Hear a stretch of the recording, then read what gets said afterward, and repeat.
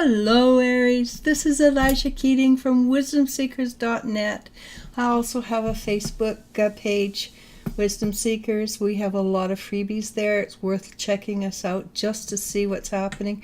They're actually very entertaining and sometimes very educational. Yes. And this is for water, Cancer, Scorpio, Pisces, for April 21st to the 27th. 2019. Shall we see what we shall see? And the first card that I pulled was Seek the Lesson. And that's always the best way to do it. With you start to feel an energy of oh, what am I afraid of? Then it's always strongest and wisest just to get in there and face that lesson. Get it over with. Will you survive? 99% chance you will. And fear is the biggest part of that, getting in and facing it, that causes the problem. Once you face it and fear is gone, it's really tiny 99% of the time. So the first card for us is really good, actually. It's the Empress. And the Empress is abundance. It's abundance in its feminine form, but it also has the understanding of how to deal with the subconscious, attract all the wonderful things that a mother would want for a child or their children. So, you attract good food if you like food. You attract good health if you need health. You attract that which you need. And to start out with the Empress as the base card, it's pretty wonderful. So the card that covers it is the Two of Cups, and that also is a very positive card. Because for us to grow and be in balance, we need to be in balance, which is the balancing of the yin and the yang, the male, the female, the positive, the negative. So that's all happening. And then do you remember it's only for a week, but this week's starting out to be really good. What's behind us? Well, lesson, obviously. It's the Five of Pentacles. And the Five of Pentacles, I haven't drawn the Five of Pentacles for a long time. That energy has just not been prevalent. But it's not looking in and seeing what other people's have and wishing you had it. You're releasing that. And that's why that card is not coming up often. So you've learned that lesson. You've learned that you don't need to want what other people want. And what is directly below you is the King of Wands. And as a man, he's a bit withdrawn, but he's very wise. Won't help you unless he wants to, then he chooses. But it's the energy of wisdom that is most powerful in this card.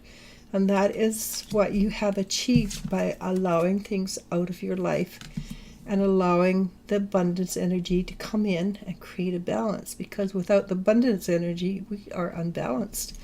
And as a general rule, not individually, but earthwise, the energy is very unbalanced when it comes to have and have not, poverty consciousness, and having a lot.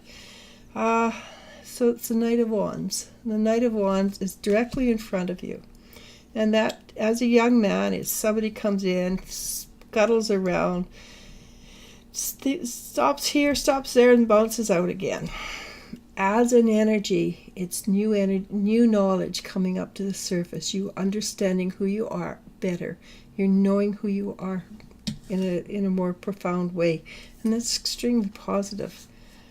So what does that tell us? It says the Seven of Wands. The Seven of Wands is somebody who's very adept at handling life.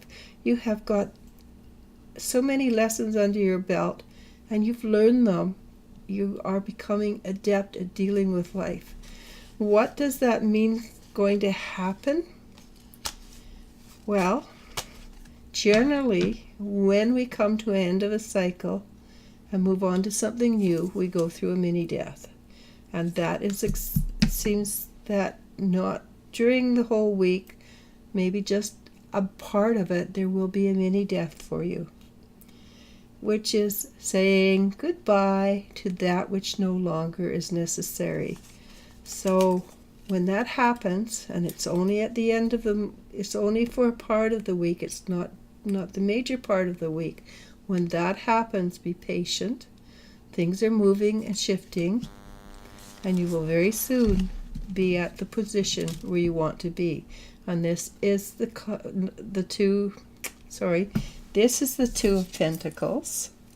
This is the Eight of Wands, and the Eight of Wands is a card of flying high, but at the same time that you're feeling light and airy because you've released all this stuff. You're remaining grounded, which is extremely important, to remain grounded.